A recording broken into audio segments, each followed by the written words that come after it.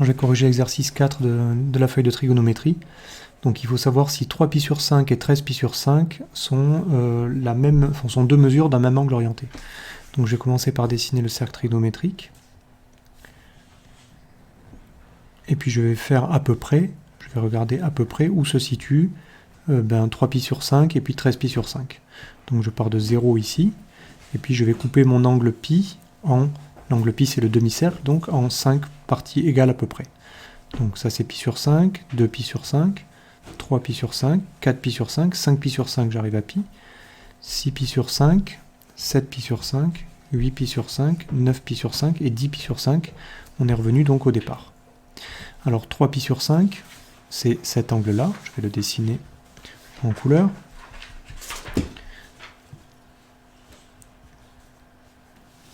C'est ici, donc cet angle-là. Là j'ai 3 pi sur 5, pi sur 5 c'était ici, une seule graduation. Et puis en fait je veux savoir si 3 pi sur 5 et 13 pi sur 5 représentent le même angle. Donc 3 pi sur 5, ce que je peux faire, c'est que à partir de 3 pi sur 5, je peux retourner, je peux continuer à tourner. Donc 4 pi sur 5 ici, 5 pi sur 5, 6 pi sur 5, 7 pi sur 5, 8, 9, 10 pi sur 5, 11 pi sur 5, 12 pi sur 5, 13 pi sur 5. Donc 13 pi sur 5, on est revenu à 3 pi sur 5. Ben, ça veut dire que, en fait, en faisant un tour de plus dans le sens direct à partir de 3 pi sur 5, je suis revenu je suis arrivé à 13 pi sur 5. Donc maintenant, ça c'est pas une démonstration, c'est juste un dessin. Donc pour faire la démonstration, ce qu'on va dire, c'est que ce qu'on vient de voir, c'est que 3 pi sur 5, si j'ajoute 2 pi, eh bien ça va me donner, c'est-à-dire si j'ajoute un tour dans le sens direct, ça va me faire 3 pi sur 5 plus 10 pi sur 5, en réduisant le même dénominateur, c'est-à-dire 13 pi sur 5.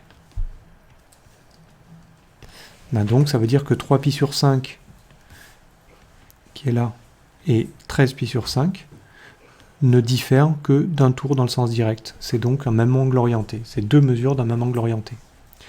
Alors, ce qu'on peut faire comme méthode systématique, c'est au lieu de chercher, ici on a eu de la chance, c'est juste un tour dans le sens direct, et en fait, ce que je peux faire tout simplement, c'est la différence de mes deux angles, et puis regarder si ça me donne un nombre de tours entier.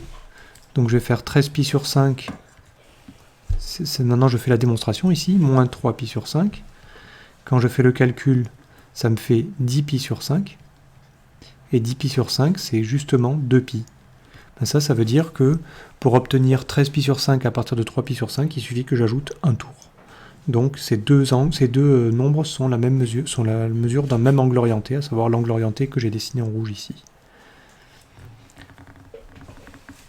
Donc ici, ce qu'on peut dire, c'est que je vais quand même écrire une conclusion, 3 pi sur 5 et 13 pi sur 5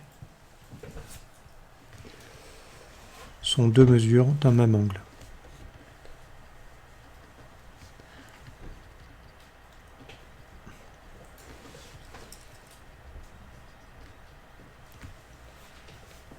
Voilà.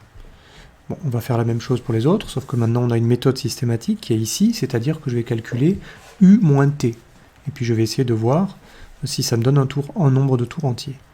Donc même sans faire de dessin, ici, quand je fais U moins T, ça va me faire moins 37 pi sur 11, moins 7 pi sur 11, ce qui donne moins 44 pi sur 11, c'est-à-dire moins 4 pi. Alors, moins 4 pi, est-ce que c'est un nombre de tours entier? Ben oui, parce que ça veut dire moins 2 fois 2 pi, c'est-à-dire 2 tours dans le sens indirect. Dans le sens indirect.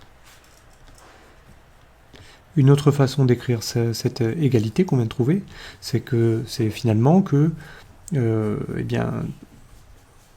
moins 7 pi sur 11, quand je pars de moins 7 pi sur 11 et que je fais 2 tours dans le sens indirect, j'arrive à moins 37 pi sur 11. C'est-à-dire 7 pi sur 11, si je lui enlève 2 tours dans le sens indirect, et bien ça me donne moins 37 pi sur 11.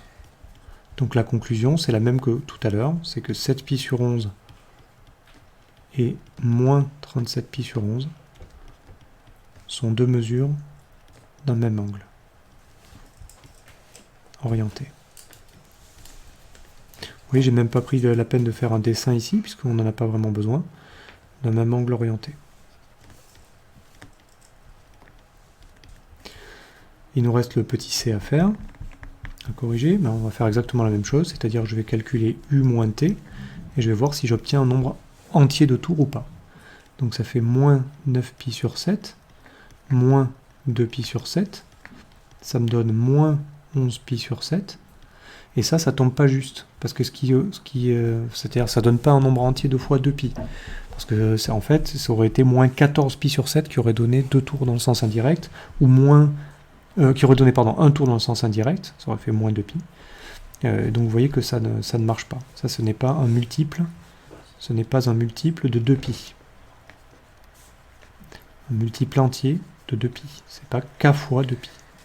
Ce n'est pas un multiple entier de 2pi, donc c'est pas un nombre entier de tours. Donc u et t, ici 2pi sur 7 et moins 9pi sur 7 ne sont pas deux mesures d'un même angle orienté.